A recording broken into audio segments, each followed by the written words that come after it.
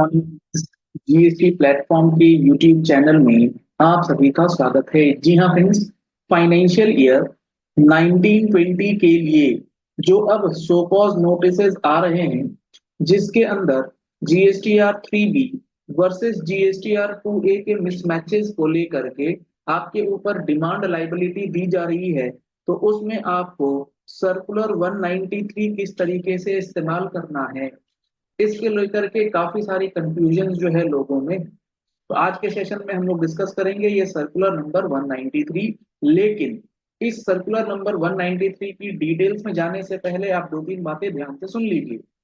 ये सर्कुलर 93 जो 193 का सर्कुलर है, ये क्लैरिफिकेटरी इन नेचर है।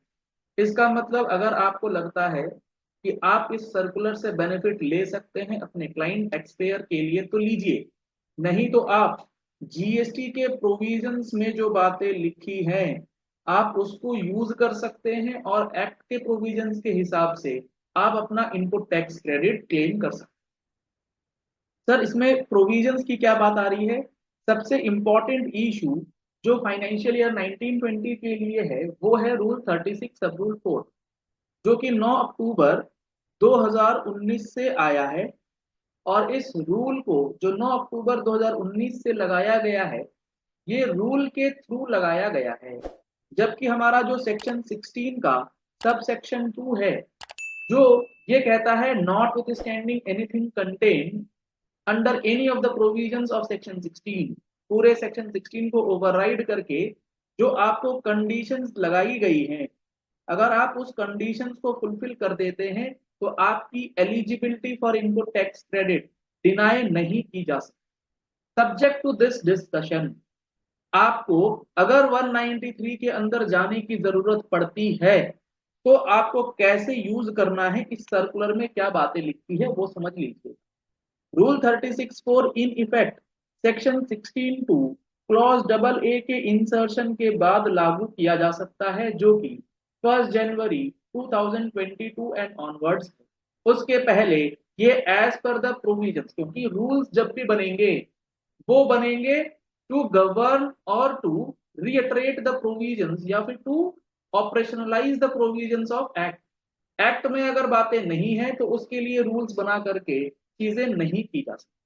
इस बैकग्राउंड में आपको अगर मैं बताऊं कि सर्कुलर 193 का क्या वैल्यू है, क्या रेफरेंस है, इस बात को समझिएगा कि लेट सपोज आपके जीएसटीआर 2A में जो इनवॉइसेस रिफ्लेक्ट हो रहे हैं 9 अक्टूबर 2019 से आया, और 9 अक्टूबर 2019 एंड ऑनवर्ड्स क्या चीजें थी। ये कहता था रूल 36 सब रूल 4 कि आपके पास जो जीएसटीआर 2A में आपके पास जीएसटीआर 2A में जो इनवॉइसेस आ गए, उस जीएसटीआर 2A के 1 लाख रुपए के सामने आप कितना ले पाओगे? 1,20,000। यानी कि आपके 2A में आया, गवर्नमेंट आपको कहती है हम आपको 1,20,000 दे देंगे, यानी कि 20,000 रुपए एक्स्ट्रा आपको आईटीसी अलाउ कर दिया जाएगा। 9 अक्टूबर 2019 से लेके 31 दिसंबर 2020 तक ये चला। 1 जनवरी 2021 से लेके आपका जो ये 20% वाला था, इसे कर दिया गया 10%। छोड़ दीजिए अभी उस चीज, मान के चलिए 20% की बात अभी कर लेते हैं। 10% में आप मैथमेटिकल कैलकुलेशन खुद भी कर पाए। अच्छा सर, यहां पर आपने बताया कि 2A में आया था हमारे पास 1 लाख, हम लोग ले सकते थे 1,20,000, लेकिन जो हमारा actual ITC as per provision as per books subject to the fulfilment of section 16 sub section 2 की कंडीशंस, वो लेट सपोज बनता है 1.5 लाख रुपए। ठीक है, अब यहां पर ये सर्कुलर किस तरीके से वर्क करेगा ध्यान से समझिए। 1 लाख रुपए आपने जीएसटीआर 2A में रिफ्लेक्ट करवा रखा है, गवर्नमेंट कहती है आपको 1,20,000 देंगे, आप कहते हैं मैं लूंगा 1.5 लाख रुपए as per provision. This is as per act, as per section 16 basically. अब सर्कुलर कहता है सुनो भाई बात, आपके 2A में आया 1 लाख, हम लोग आपसे कह रहे हैं 1,20,000 तक आप ले लीजिए। तो अब जो ये 20,000 रुपए हमने आपको एक्स्ट्रा दिया है ना इन टर्म्स ऑफ रूल 36 सब रूल 4, इस 20,000 रुपए के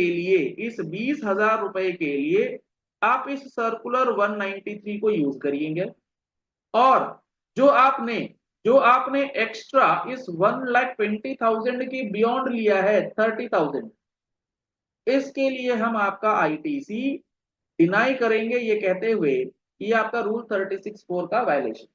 ये बिल्कुल गलत है। रूल 36 सब रूल 4 का वायलेशन नहीं हो सकता in the absence of section 16(2) उसमें बहुत सारी चीजें हैं। रूल 36(4) पहले बात करता था अपलोडिंग ऑफ इनवॉइसेस की, उसके बाद वो बात कर रहा है कि आपके इनवॉइसेस अपलोड तो हो गए, बाद में फर्निश किए गए, तो बहुत सारी बातें उसमें हैं। तो रूल 36(4) इस तरीके से नहीं लगाया जा सकता है, आप इस बात को अच्छे से समझें। अब यहां पर जब आप इस सर्कुलर का यूज करेंगे तो आपको इस 20,000 रुपए के लिए क्या करना है? आपको इस 20,000 रुपए के लिए जो आपका सर्कुलर 183 कहता था कि आप अपने सप्लायर से सर्टिफिकेट लीजिए, उससे लिखवाइए कि ये 20,000 रुपए के रिस्पेक्ट में आपने जीएसटीआर 3B में टैक्स जमा कर दिया है, जीएसटीआर 1 में कुछ गड़बड़ हो गई है। ये प्रैक्टिकल है ही नहीं सर्कुलर, अगर आप इस बात को समझ पा रहे हैं, ये सर्कुलर किसी भी एंगल से प्रैक्टिकल है नहीं। क्योंकि अब ये 20,000 रुपए का जो अमाउंट है, ये आप आइडेंटिफाई करेंगे कैसे कि ये कौन से पार्टियों का इनवॉइस है? एडहॉक बेसिस पे निकाल दोगे क्या? कोई गाइडलाइन नहीं है इसके लिए। दूसरी चीज, आप सीए सर्टिफिकेट ले सकते हैं, सेल्फ सर्टिफिकेशन भी दे सकता है सप्लायर। सीए सर्टिफिकेट ले सकते हैं अगर 5 लाख से ऊपर का अमाउंट है। बेसिकली सर्कुलर 183 का जो गाइडलाइन था, उस गाइडलाइन को फॉलो करते हुए आपको अपने इस 20,000 रुपए के क्लेम को सब्सटेंशिएट करना है। 30,000 रुपए एज पर प्रॉपर ऑफिसर डिनाई करवाया जाएगा, but that is not as per the provision. Clear होती है बात? अगर आपको ये सारी बातें समझ में आ रही हैं तो आप हमारे इस चैनल को सब्सक्राइब कर लीजिए, फॉलो कर लीजिए, ताकि ऐसी ही इंपॉर्टेंट वीडियोस आप तक रेगुलरली पहुंचती रहे। Thank you and have a nice day.